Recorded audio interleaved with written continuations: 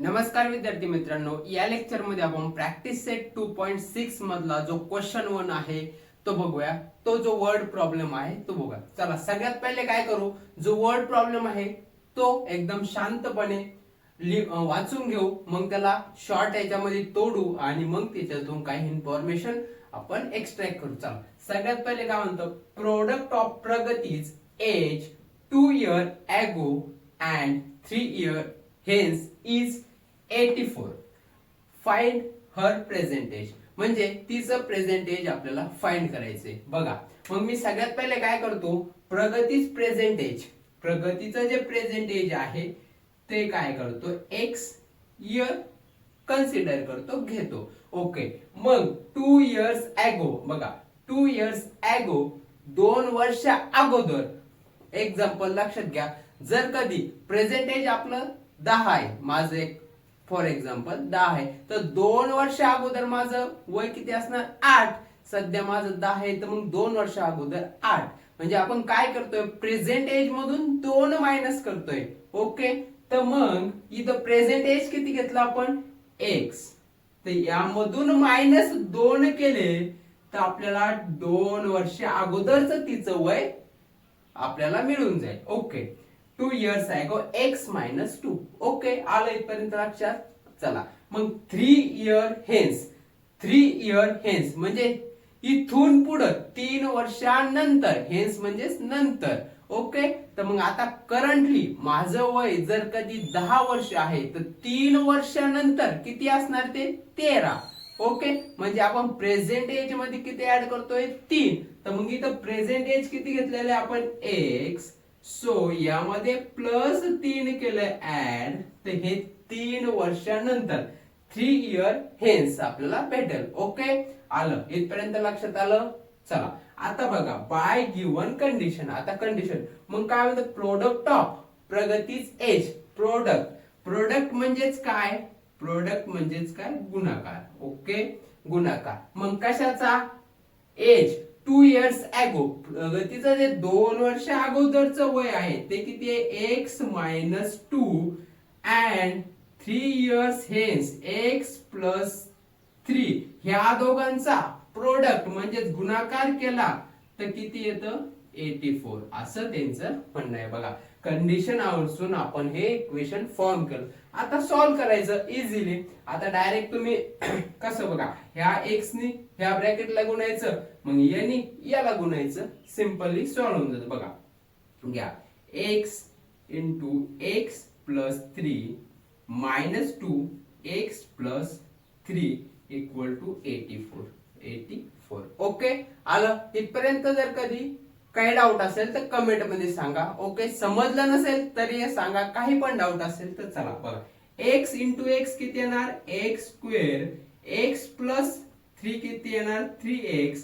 हा मायनस 2, हा मायनस 2 आणि हा एक्स किती येणार, 2x. आणि मायनस हा मायनस प्लस किती येणार, मायनस. मग 2 इंटू 3 किती येणार, 6 इक्वल टू 84. आता बघा चला, एक्स स्क्वेअर जशाच तसा प्लस 3x मायनस 2x, मग किती येणार इथे राहिला आपला प्लस x. ओके, मग हा मायनस 6, 84 इकडे प्लस आहे, इकडे आल्यावर मायनस इक्वल टू 0. आता एक्स स्क्वेअर प्लस एक्स, हा 6 आणि 84 किती येणार, 90. हे झालं आपलं इक्वेशन. म्हणजे याच्यावरून आपण आता इक्वेशन फॉर्म केलेलं आहे.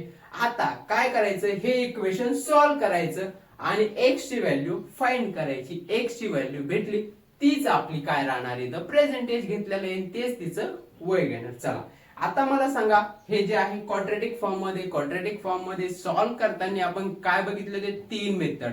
कोणत्या कोणत्या, फॅक्टरायझेशनच्या, कम्प्लिटिंग द स्क्वेअर मेथड आणि फॉर्म्युला मेथड. कोणत्या पण मेथडने तुम्ही सॉल्व्ह करा आणि एक्स ची व्हॅल्यू काढा. पण इथं मी काय करतो आहे, फॅक्टरायझेशननी सॉल्व्ह करतो आहे.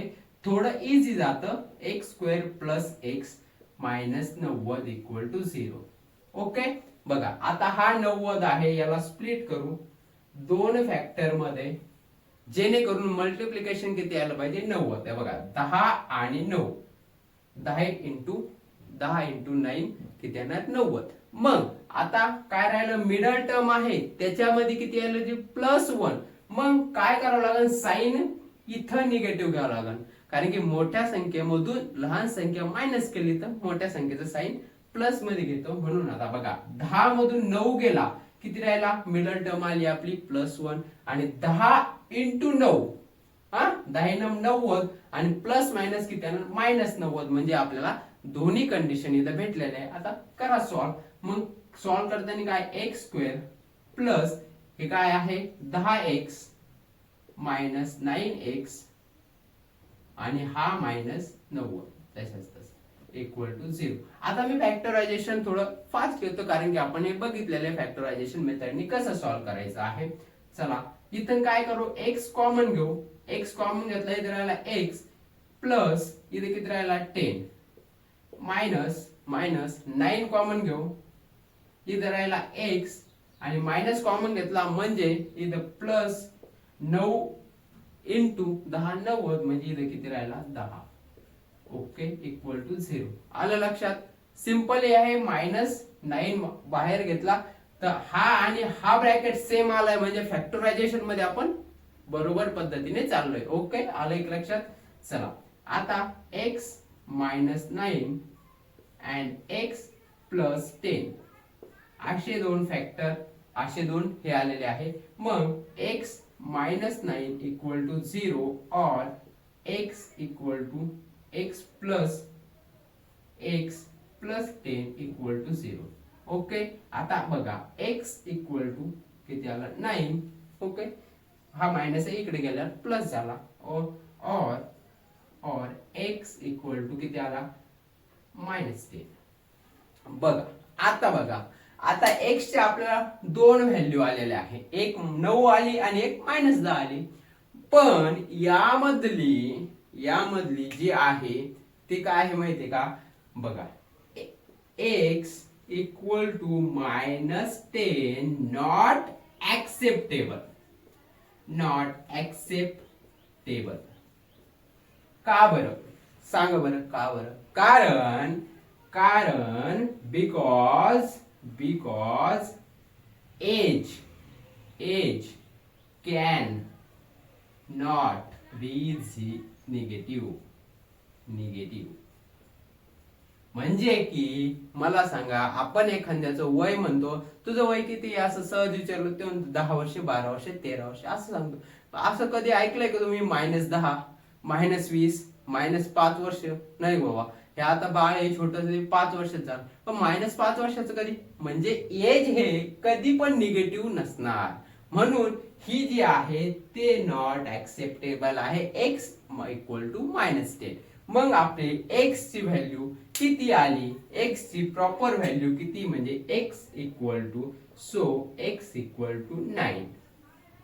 आणि मग प्रगतीचं प्रेझेंट एज किती आहे, x काय घेतलेलं आहे आपण, बघा प्रेझेंट एज घेतलेलं आहे प्रगतीचं x ला. तर मग प्रगतीचं जे प्रेझेंट एज आहे, प्रगती